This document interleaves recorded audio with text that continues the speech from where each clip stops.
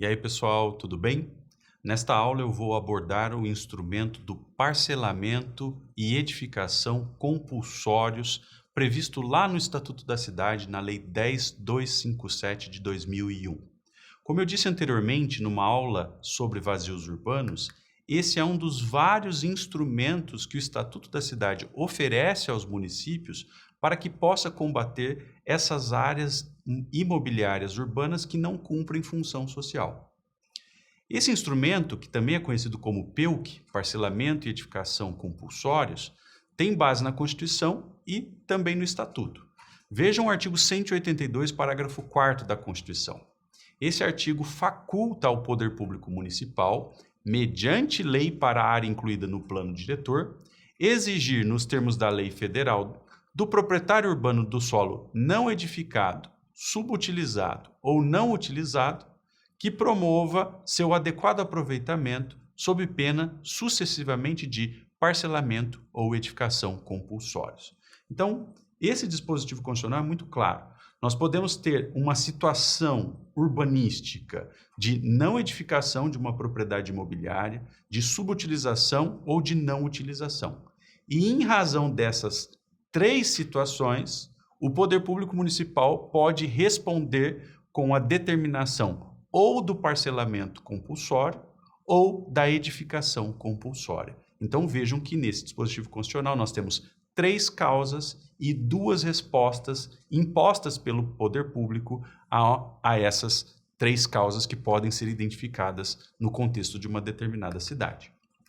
O Estatuto da Cidade também traz um artigo específico sobre esse instrumento tão importante, mas notem que existem algumas diferenças do que o Estatuto da Cidade diz em relação àquilo que previu a Constituição da República.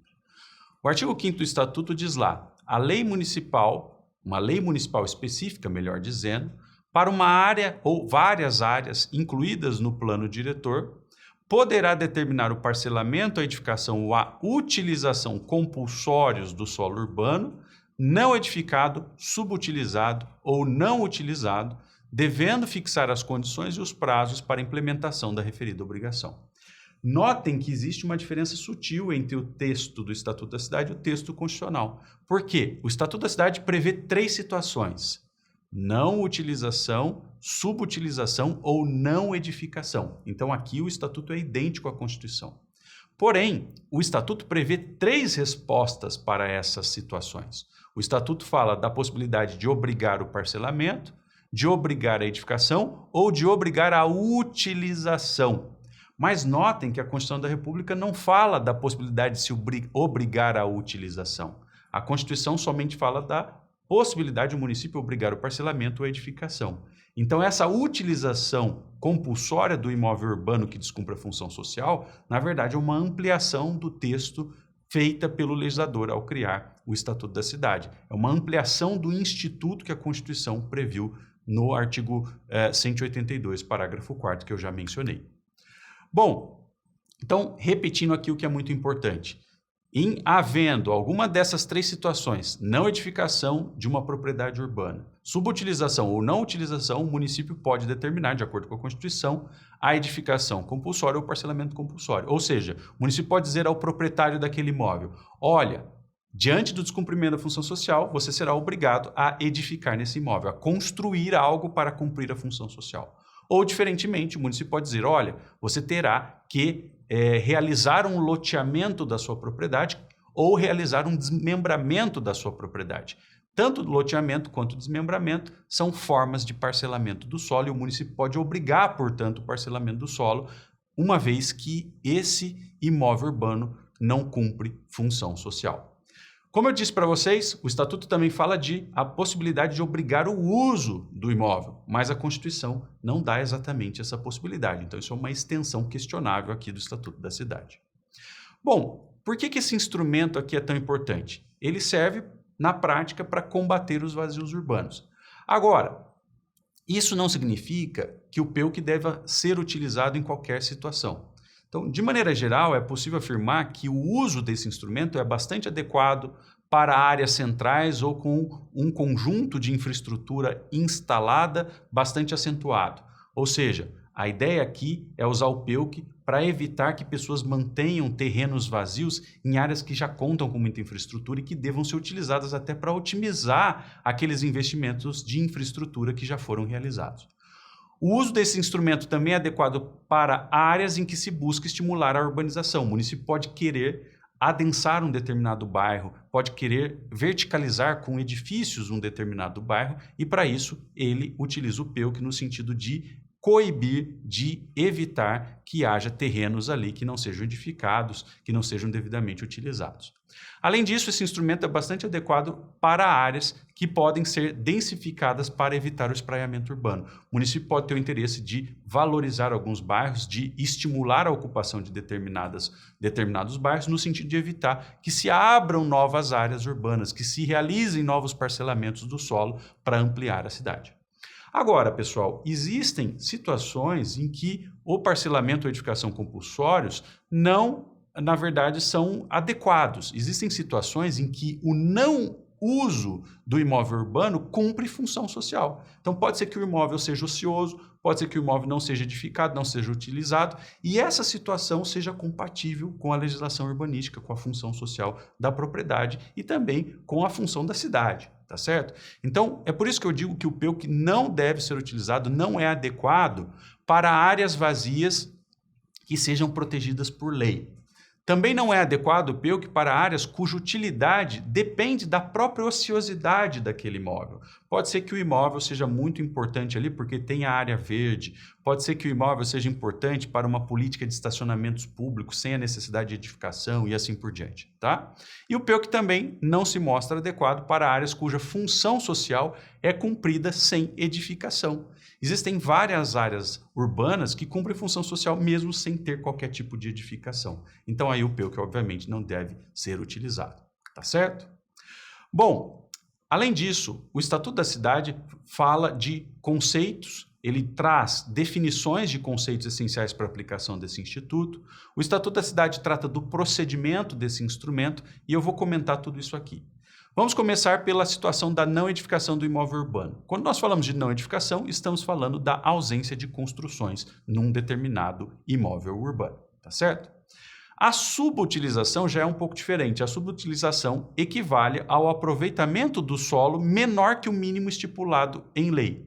Então a ideia, pessoal, é que o município, para identificar uma subutilização, deve criar coeficientes de aproveitamento do solo, ou seja, o município deve dizer qual é o mínimo que se deve aproveitar do solo urbano para se considerar cumprida a função social. Então o município pode dizer o seguinte, olha, para considerarmos cumprida a função social é preciso que se construa num percentual de 50% da área do terreno. Então, se eu tenho lá um terreno de 1.000 metros, para cumprir a função social, de acordo com o coeficiente de aproveitamento, eu posso ser obrigado a construir 500 metros.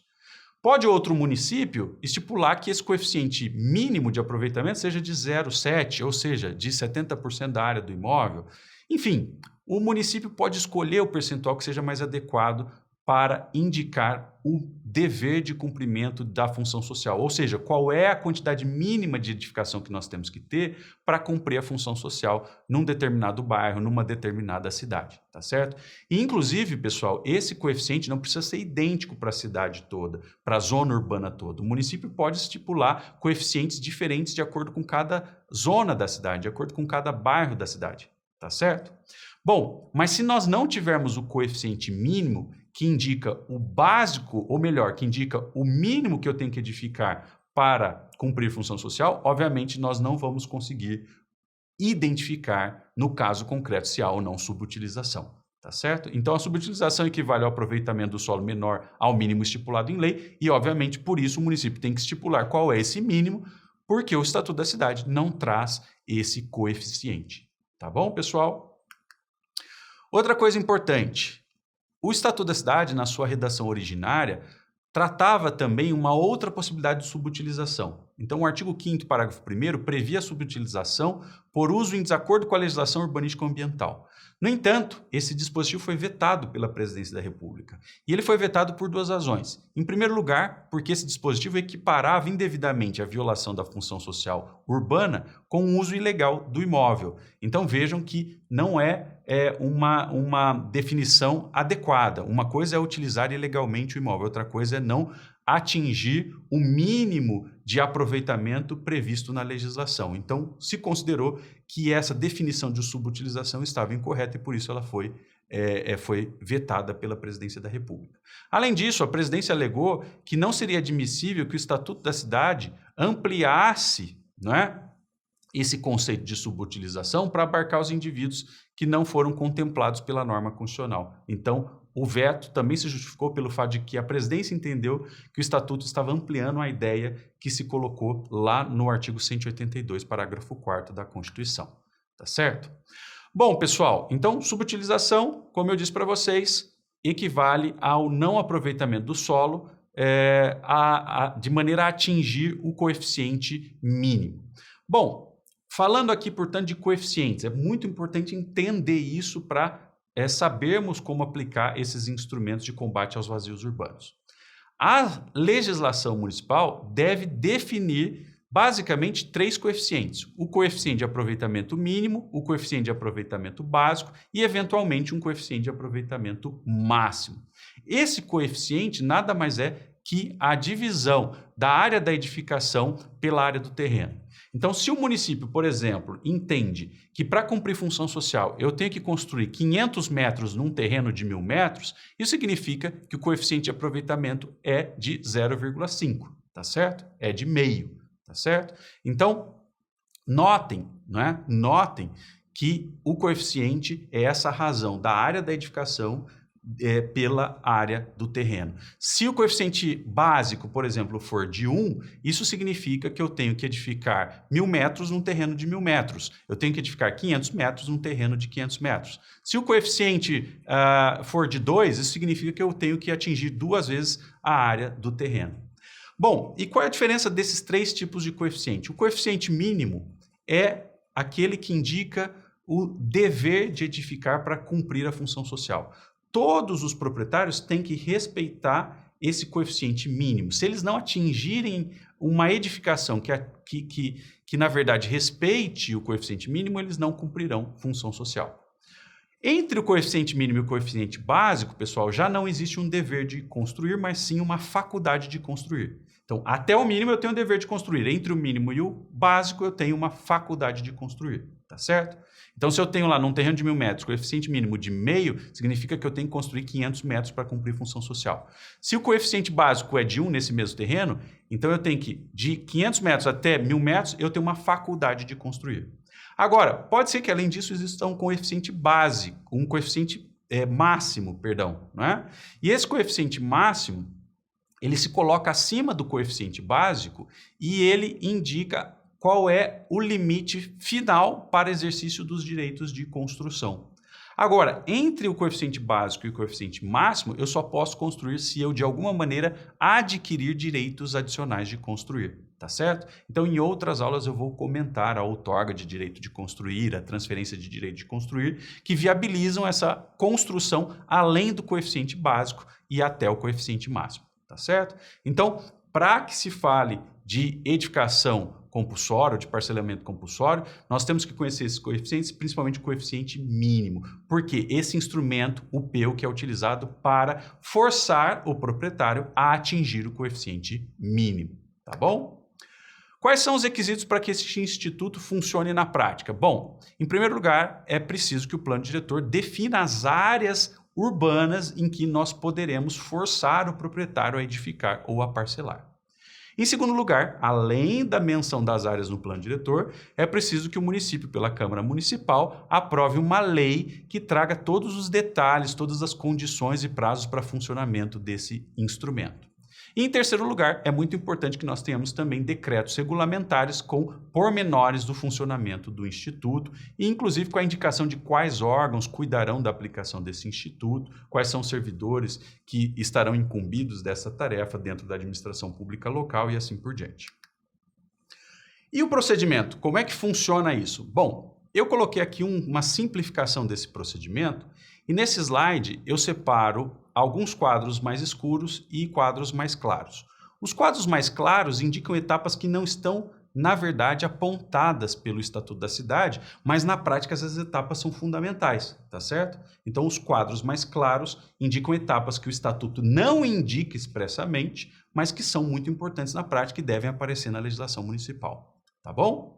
Então, nós vamos começar esse procedimento de aplicação do PEUC da seguinte maneira. Em primeiro lugar, o município tem que definir previamente quais são os imóveis notificáveis, ou seja, os imóveis que estão nas áreas demarcadas pelo plano diretor e que descumprem função social e que, portanto, devem ser notificados pelo poder público.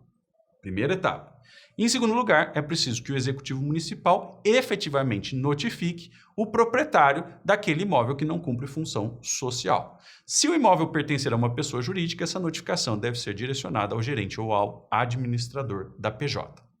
Em terceiro lugar, embora o Estatuto não diga, é muito importante que se respeite a ampla defesa nesse tipo de processo administrativo e, portanto, deve a legislação local abrir espaço para uma eventual impugnação por parte do proprietário. Deve a legislação local dar ao proprietário a chance de explicar se cumpre ou não a função social ali naquele caso concreto.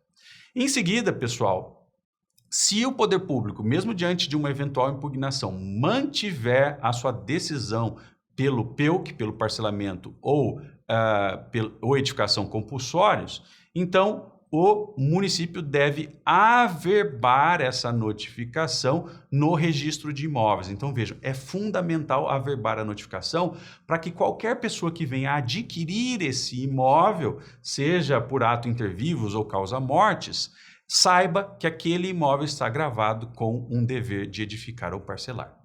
Em seguida, o município deve prever na sua lei um prazo mínimo de 1 ano para protocolo do projeto que dará função social àquele imóvel. Então, notem que o Estatuto da Cidade define um prazo mínimo de 1 ano. O município pode dar um prazo maior que isso. Se o município quiser dar um prazo de 2 anos, 3 anos, não há problema. Mas o mínimo que se deve garantir ao proprietário é esse 1 ano para que ele possa elaborar o projeto. Em seguida, nós devemos ter uma fase de aprovação do projeto, ainda que o Estatuto não mencione isso. E, por fim, aprovado o projeto, o Estatuto exige que o município garanta, no mínimo, 2 anos para o início das obras. Então, vejam que esse é um prazo mínimo. A legislação municipal não pode prever um prazo de 6 meses para o início das obras. Ela tem que prever, no mínimo, 2 anos. Tá bom? Bom, pessoal, e para fechar aqui, vamos falar só de alguns outros elementos, algumas outras características desse instituto e que aparecem no Estatuto da Cidade. O Estatuto trata de empreendimentos de grande porte. Pode ser que aquele terreno que não cumpra função social porque não atinge o coeficiente mínimo seja um terreno muito grande e que, portanto, não seja de fácil resolução o problema da função social. Então, nesse caso, o Estatuto da Cidade diz claramente que é possível, em caráter excepcional, prever a conclusão da edificação ou do parcelamento em etapas. Então, o poder público pode aceitar um projeto que preveja várias etapas para se resolver aquele problema da subutilização ou da não edificação de um determinado imóvel. Tá certo? Então, esse é um ponto aqui específico do Estatuto. E, além disso, pessoal, o Estatuto traz regras a respeito da transmissão do imóvel. Então, vejam, a transmissão do imóvel, seja por ato inter vivos, seja por ato causa-mortes, após a data da notificação do proprietário, transfere as obrigações do PEUC, tá certo?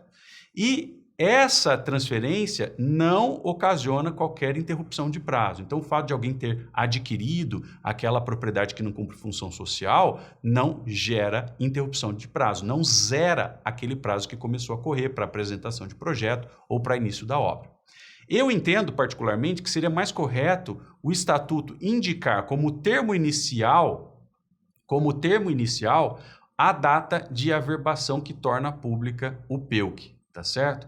Então, na verdade, não me parece que seja essa a melhor solução, de já começar a considerar a obrigação a partir da notificação. Mais correto seria considerar a partir da data de averbação, porque é a averbação que vai tornar público esse dever de parcelar ou edificar. Então fica aqui essa minha crítica à redação do Estatuto da Cidade, mas espero que com isso vocês tenham compreendido esse instrumento tão interessante que visa a estimular os proprietários a cumprir os coeficientes mínimos de aproveitamento e dar função social à propriedade urbana. Um grande abraço e até a próxima.